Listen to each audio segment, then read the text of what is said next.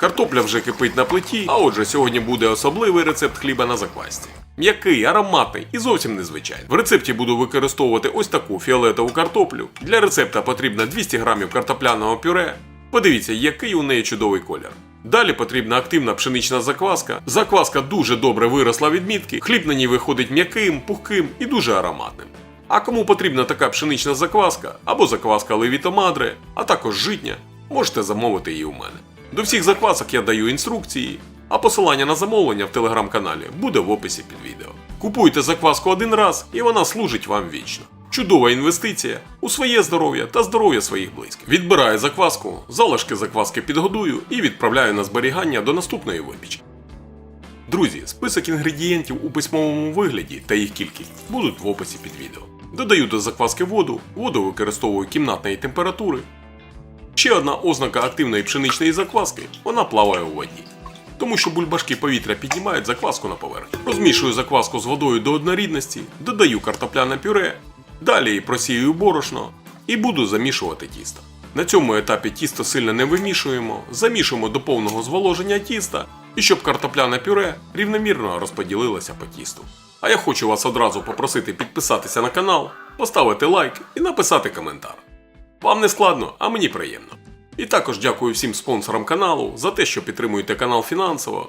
Це дає мені можливість записувати ще більше нових корисних рецептів.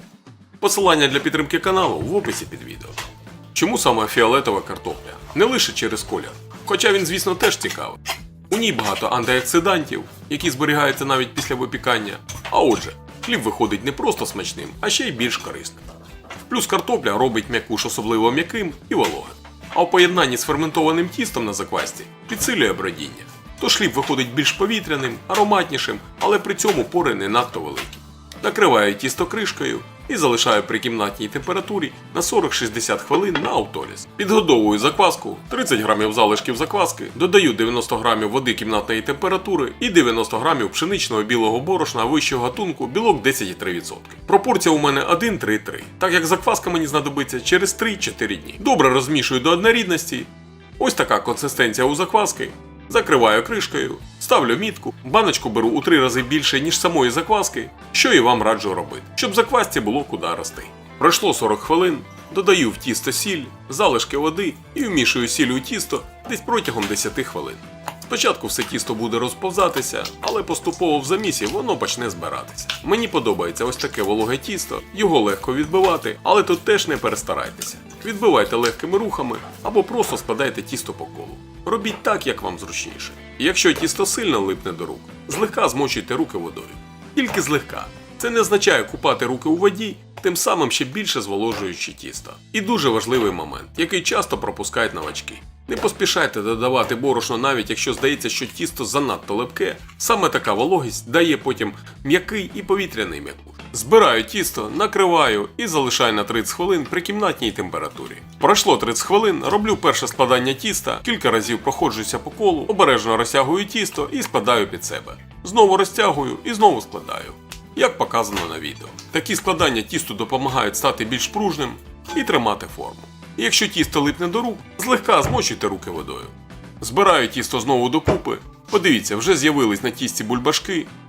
Накриваю і знову залишаю на 30 хвилин при кімнатній температурі. Друге складання тіста так само, як і попереднього разу. Складаємо по колу кілька разів. Як тільки відчуваєте, що тісто стало більш пружним, достатньо. Складайте обережно, щоб не розірвати глютенову сітку. Ніжно і плавно.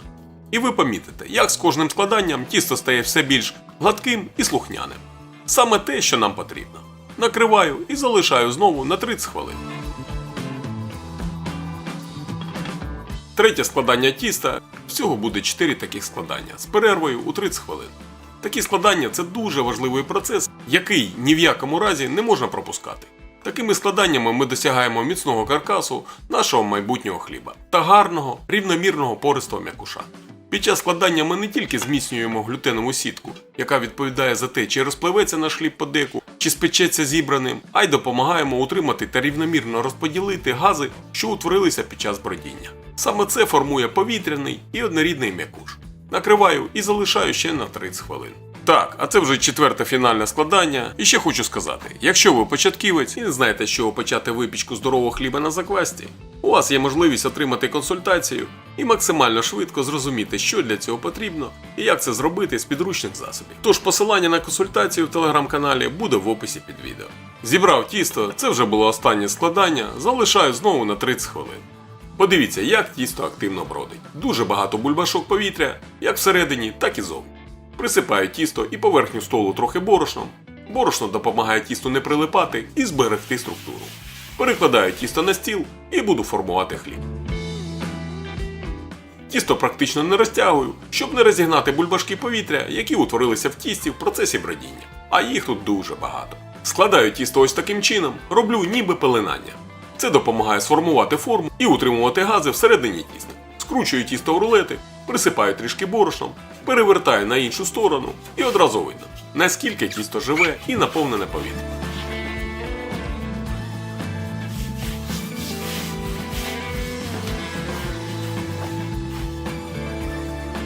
Ну подивіться, які чудові бульбашки. Знову скручую тісто з невеликим натягом і таким чином рівномірно розподіляю гази по тісту для отримання рівномірно пористого м'якуша. Кошик для розтійки хліба присипаю трохи борошном, щоб тісто після розстоювання легко відходило, перевертаю тісто і защіпую краї. Якщо тісто не хоче скріплюватися, можна трохи збризнути його водою.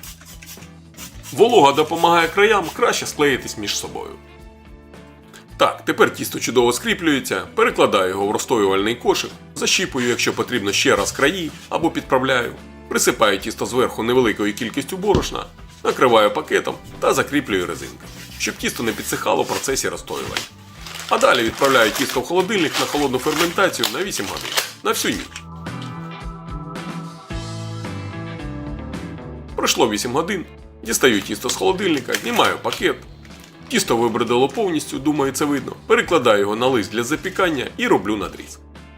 Хоча тут можна і без надрізу обійтися, хліб якщо і розкриється, то зовсім трішки, так як він вже виріс повністю і йому немає куди рости. Але зроблю надріз і відправляю в розігріту духовку до 240 градусів з парою на 15 хвилин. Положення дека трішки нижче середнього. Далі прибираю пару, знижую температуру до 200 градусів і випікаю ще приблизно 25-30 хвилин. Ну а вам раджу орієнтуватись по роботі своєї духовки. Дістаю хліб з духовки, даю йому охолонути і подивіться, який він пухкий і хрумкий, з тоненькою скоринкою. Що цікаво, якщо такий хліб розрізати, заморозити, а потім дістати і розігріти в тостері або на сковороді, він стає фіолетовим. Хоча без нагріву має лише ледь помітний фіолетовий відтінок. Прямо якийсь хліб-хамелеон. Тож, друзі, підписуйтесь на канал, коментуйте, ставте вподобайки і до зустрічі у наступному відео.